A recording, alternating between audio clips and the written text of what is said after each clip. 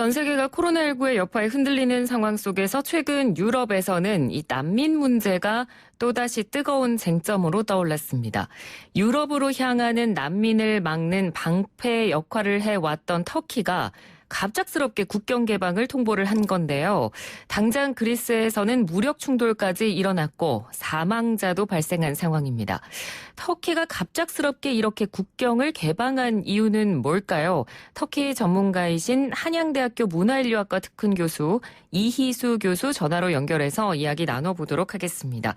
교수님 안녕하십니까? 네, 안녕하십니까? 예, 터키가 지난달 말에 이런 발표를 한 겁니다. 더 이상 터키가 유럽으로 넘어가려는 난민을 붙잡지 않고 국경을 열겠다 이렇게 선언을 한 건데 당시에 터키가 했던 발표가 구체적으로 어떤 내용이었습니까? 네, 현재 터키는 시리아 북부 도시 이들립 파란을 두고 치열한 전투 중입니다. 예. 최근 일주일 동안 터키군 약 36명이 사망하고 거기에 대한 또 시리아 정부국에 대한 보복 공격이 이어지면서 약 95만 명의 추가 시리아 난민이 터키 국경에 현재 운집해 있는 상황입니다. 네네. 이미 400만 난민을 보유하고 있는 터키가 더 이상 이걸 감당할 수 없어서 유럽으로 향하는 자국 내 난민들을 막지 않겠다는 한 선언을 한 겁니다. 그러자 갑자기 터키 내에 있던 많은 시리아 난민들이 또 터키와 그리스 국경 쪽에 수만 명이 모여들면서 또 유럽 진입을 시도하면서 지금 유럽이 초비상 상태에 들어간 것이 이제 최근 상황입니다. 예. 그러니까 이 발표가 나자마자 당장 이제 그리스 쪽에서 문제가 터졌는데 그리스가 터키랑 이제 거의 가장 가까운 국경을 맞대고 있는 곳이니까요. 말씀해 주신 대로 난민이 갑자기 몰려들면서 지금 혼란이 굉장히 크게 벌어진 거죠. 그렇습니다. 이스탄불에서 한 1시간 반 정도 거리에 국경이 있고요. 예. 지금 터키 정부는 오히려 버스까지 대절해서 국경 이동에 대한 난민 편의를 제공해 주면서까지 난민을 약간 이제 부추기는 측면도 있고요. 현재 양쪽 국경의 그 경계 지점에 수만 명이 지금 진입을 시도하고 있고 그리스 당국이 지금 체류가스총을 발사하면서 약 4,500명의 지금 부상자가 났다는 보도가 있는데 결사 저지를 하고 있는 상황이고요. 예.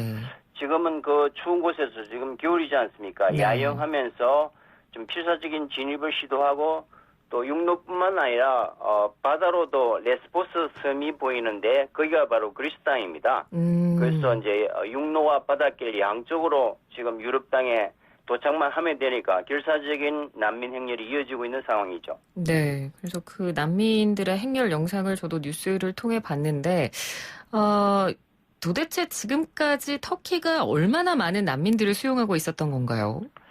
지금 터키 정부의 공식 발표로는 366만 명인데요. 예. 실제로 터키에 가보면 한 400만 명 내지 450만 명 정도가 들어가 있다고 합니다. 어마어마한 숫자죠. 네. 대부분 시리아 내전을 피워온 사람들이고 바로 시리아 북쪽 국경이 터키이고 남쪽이 요르단이기 때문에 남북 예. 국경 쪽 나라에 많이 이제 거주하게 되는 거죠. 지금까지 그렇게 많은 난민들이 터키에 수용됐던 이유는 뭔가요? 아시다시피 이제 시리아는 2011년 아랍 민주화 이후에 2015년부터 시리아 반군과 또 러시아가 지원하는 아사드 정부군 그리고 IS까지 가담하면서 대내전이 시작됐습니다. 예. 그때 시리아 인구가 한 2천만 명 정도 되는데 1,300만 명이 난민이 발생하는 아마 2차 세계대전 이후에 최대의 참극이 발생하게 되죠. 그래야 바로 북쪽 국경에 있는 터키로 대거 유입하게 되는데 바로 터키가 유럽으로 향하는 길목이기 때문이고 네. 또 터키 정부가 당시 인도적으로 그 난민들을 대거 수용해 주었기 때문에 지금 한 400만 명 정도가 있고요. 네네. 그 과정에서 한 120만 명 정도의 난민들이 유럽으로 이제 유입을 하니까 당시 이제 유럽도 감당할 수가 없어서 이제 유럽 연합과 터키가 합의해서 더 이상 난민을 보내지 않기로 이제 합의했던 거죠. 아무래도 이슬람이고 아랍이니까 종교적 문화적 이런 이제 차이가 굉장히 골칫거리였겠죠. 네네. 그 말씀해주신 합의가 바로 그 EU랑 터키 간에 체결됐던 난민 송환 협정이죠? 그렇습니다. 2016년 3월인데요. 그 이제 무작정 유입되니까 터키가 난민의 유럽행을 차단해주는 대가로 터키에 모두 60억 유로라는 어마어마한 돈을 지원하기로 한 겁니다. 네. 그러나 이제 그 당시 터키는 EU에 가입 협상 중이었기 때문에 그렇죠. 터키 입장에서는 이 기회에 EU 가입을 염두에 두고 협상이 성사되었고 지금까지도 사실은 잘 유지되어 왔었던 편입니다. 그러니까 뭐 돈도 받고 그리고 터키 입장에서는 계속 어찌됐건 EU 가입을 원했던 상황이니까 나쁘지 않다라는 생각에 이제 그 협상을 받아들였던 건데 터키가 그러면 이번에 국경을 개방한 이유는 뭐라고 그럼 볼 수 있을까요? 지금까지는 어찌됐건 협정을 잘 지켜왔는데요. 네, 뭐 실제로 터키가 시리아와 전쟁 중이고 네. 지금 경제가 마이너스 성장을 하면서 실질적으로 난민을 추가 수용하기는 한계 상황에 도착한 것 같습니다. 도달한 것 같습니다. 그래서 난민 협정의 완전 폐기보다는 난민 수용에 이제 소극적인 자세를 보이는 유럽을 향해서 더 이상 우리만 책임질 수 없다 하는 강력한 시그널을 보내는 것이라고 봅니다. 예. 근데 그런 뭐 우리도 더 이상 이제는 한계에 도달했다 이런 시그널을 보내는 거 말고도 뭐 국경을 개방한 데 있어서 어떤 정치적이나 경제적인 이유는 없을까요? 지금 뭐 국내 정치적인 요소가 매우 큰데요. 네. 작년 지방선거 때 지금 정부가 이스탄불, 앙카라, 이즈미르 3대 도시 시장 선거를 모두 야당에게 내주고 지금 공경에 처해 있습니다. 예. 그리고 지금 오랜 시리아 전쟁 피로도가 누적돼서 지금 마이너스 성장을 할 정도로 터키 경제가 지금 곤두박질을 치고 있고요. 그리고 추가 난민 수용에 대한 여론이 아주 나쁩니다. 네. 그래서 그 책임을 유럽에게 전가하려고 하는 국내 정책 목표가 있을 것 같고요. 둘째는 지금 이제 지원금이 거의 바닥났습니다. 네. 그래서 난민 문제를 터키가 맡기고 방치하는 유럽에 대한 불만 표출이 상당하고요. 네. 지금까지 이제 터키가 난민을 위해서 지불했던 돈이 370억 달러, 우리 돈으로 약 44조니까 기하학적 돈을 지금 이제 쏟아붓고 있거든요. 네. 그리고 지금 시리아 전쟁으로 전쟁 비용이 급증하니까 지금 이제 시리아 내전에 대한 유럽의 관심과 개입을 좀 촉구하는 측면도 있고요. 왜냐하면 터키는 이제 유럽과 함께 나토 맹방이기 때문에 예. 이게 다른 나라와 전쟁할 때는 나토가 자동 개입하게 돼 있는데 지금 나토가 굉장히 어정쩡한 입장이니까 이런 군사적인 측면도 있는 것 같습니다. 네, 그렇군요. 그리고 또 이 시리아에서의 어떤 터키군과 시리아 정부 간의 갈등 이런 부분도 사실 터키에게는 좀 부담이 어느 정도 될 것 같거든요. 그렇습니다. 이제 뭐 터키가 시리아 내전에 개입했던 것이 가장 잘못한 외교 실책이라고 다들 전문가들이 얘기를 하는데 네. 왜냐하면 이제 시리아 아사드 정권은 무너뜨릴 수 있을지 모르지만 그 뒤에 막강한 러시아가 있기 때문에 네. 아무리 이제 터키가 시리아와 전쟁을 해도 그 전쟁을 승리로 이끌기는 불가능한 상황입니다. 다만 이제 시리아 북부에 있는 안전지대를 마련해서 터키가 안고 있는 400만 명의 난민 중 100만 명을 시리아 안전지대로 보내면서 난민 문제를 해결하겠다. 네. 국제사회가 이제 지지하고 유럽이 개입해달라. 이것이 핵심적인 부분인 것 같습니다. 네. 근데 그 안전지대를 만들겠다라고 지금 말을 했는데 그 부분에 대해서 유럽이 좀 반응이 그리 뭐라고 할까? 좀 냉담하다고 해야 될까요? 반응이 그리 없었죠? 네.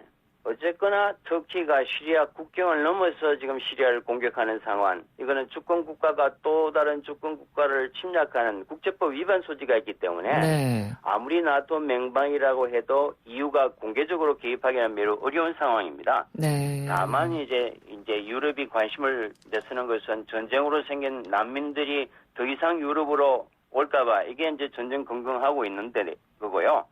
그 60억 이제 유로도 사실은 그동안 뭐 제대로 지켜지지는 않은 것 같습니다. 네, 알겠습니다. 앞서 교수님께서 이 인터뷰 초반부에 그 이들립 지역 쪽에 지금 전쟁 중이다라고 말씀을 해주셨는데 어제 그 러시아 푸틴 대통령이랑 터키 에르도안 대통령이 이 지역 전쟁 휴전에 합의를 했다는 소식이 들어오긴 했거든요. 근데 합의를 했다라고 하면 이 부분이 어느 정도 좀 난민 문제를 풀어가는 데에도 도움이 될까요? 어떻게 보십니까?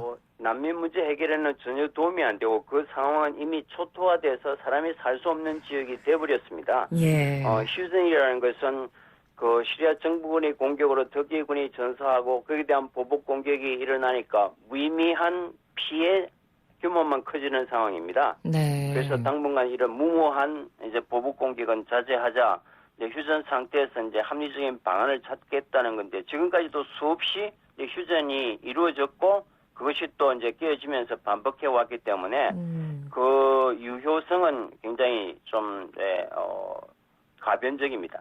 네, 알겠습니다. 그리고 앞서 말씀해 주신 대로 그 EU에서 협정을 통해서 터키에서 지원금을 지급을 해준다라고 했습니다만, 뭐, 비용 자체도 굉장히 부족하고, 그리고 이 비용이 터키 정부가 돈을 직접 받아 쓰는 형태가 아니라 지원 프로젝트를 통한 지원이라고 하던데, 이 지원 프로젝트는 어떤 건가요? 그러니까 공장을 이제 텐트를 지으면 텐트 지는 의료비를 하면 의료약품을 보내주는 다 이제 케이스 바이 케이스로 터키 정부가 그 예산을 자율적으로 쓸 수 없는 구조입니다. 예. 그게 첫 번째 문제고 네. 두 번째 문제는 60억 유로를 약속했지만 그 금액이 모두 지원되지 않았고요. 지금 터키 정부의 계산에 의하면 이 400만 난민들에게 1인당 매달 31유로 약 2만 5천 원씩 돌아간다고 합니다. 그 돈이. 네. 근데 유럽 난민들은 실제로 1인당 한 1,500유로씩 지금 지불하고 있거든요. 한 200만 정도를 지불하는데 그래서 유럽이 터키 난민에 대한 지원을 이런 상태로서는 계속할 수 없다. 반드시 난민을 더 받든지 유럽이 돈을 좀 더 내놓아라 이렇게 요구하는 것입니다. 그래서 터키 정부가 그런 부분에서도 불만을 지금 품고 있는 상황인 거고요. 지금 상황에 대해서 이제 터키 고위급 인사들 그리고 유럽연합집행부가 어느 정도 지금 논의를 이어가고 있긴 하죠.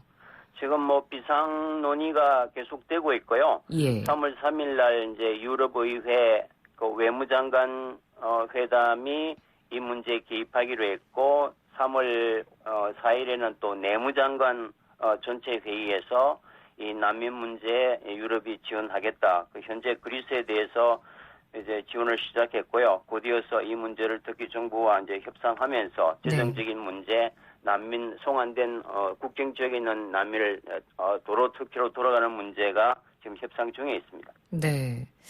뭐 유럽 난민 문제가 하루 이틀 일은 아닙니다만 지금 뭐 터키도 더 이상 못 찾겠다라는 식으로 국경을 개방한 상태고 유럽도 이 상황이 굉장히 우려스러울 수밖에 없기 때문에 앞으로 이 문제를 어떻게 매듭을 지을지가 굉장히 궁금한데 어떻게 될까요? 교수님께서는 이 지금 갈등이 어떤 식으로 매듭 지어질 거라고 보십니까?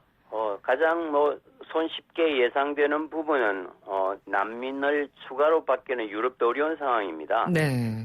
그래서 지금보다도 훨씬 많은 부담액을 EU가 이제 터키에 지원하면서 마무리될 가능성이 아주 크고요. 예. 또 시리아에서는 예전이 계속되면 난민 발생 요인이 이제 지속적으로 증가하기 때문에 이 문제를 해결하기 위해서 EU가 지금보다는 훨씬 적극적으로 시리아 군사 문제에 개입해서 이제 미국과 EU, 터키가 러시아와 시리아 정부군에 맞서는 대결 구도를 좀 강화해 달라고 하는 이 두 가지 측면이 가장 현실적인 방안이라고 이제 예상됩니다. 그러니까 결국 터키한테 유리한 방향 쪽으로 협정이 약간 바뀔 가능성이 더 크다고 보시는 거죠? 그렇죠. 터키가 이제 마지막 카드를 던졌기 때문에 왜냐하면 국경을 푼다면 400만 명이라고 하는 이 카드는 항상 유럽이 가장 두려워했던 카드를 마지막으로 쓴 겁니다. 네네. 그래서 유럽이 어떤 식으로든지 이게 반응하지 않으면 사태 해결이 안 되기 때문에 결국 약간의 상당한 규모의 이제 재정 지원이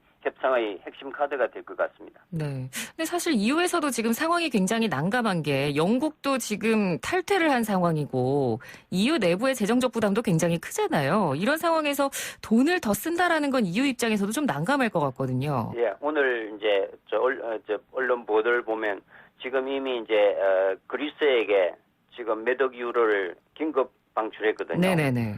근데 코앞에 있는 그리스는 그렇게 지원할 돈이 있으면서 터키에 있는 난민 지원이 없냐 이제 이런 논리도 나오기 때문에 물론 뭐 유럽도 터키도 매우 어려운 상황이지만 난민을 받느냐 아니면 난민을 받지 않는 대가로 추가적인 경제 부담을 하느냐 뭐 두 가지 중에 이제 선택의 기로에 있기 때문에 큰 돈은 못 내더라도 터키를 달랠 수 있는 수준으로 이제 지원액이 조정되겠죠. 예, 알겠습니다. 교수님 오늘 말씀 잘 들었습니다. 고맙습니다. 네, 감사합니다. 네, 지금까지 한양대학교 문화인류학과 특훈교수 이희수 교수와 이야기 나눴습니다. 1부는 여기서 마치고요. 잠시 뒤 2부로 돌아옵니다.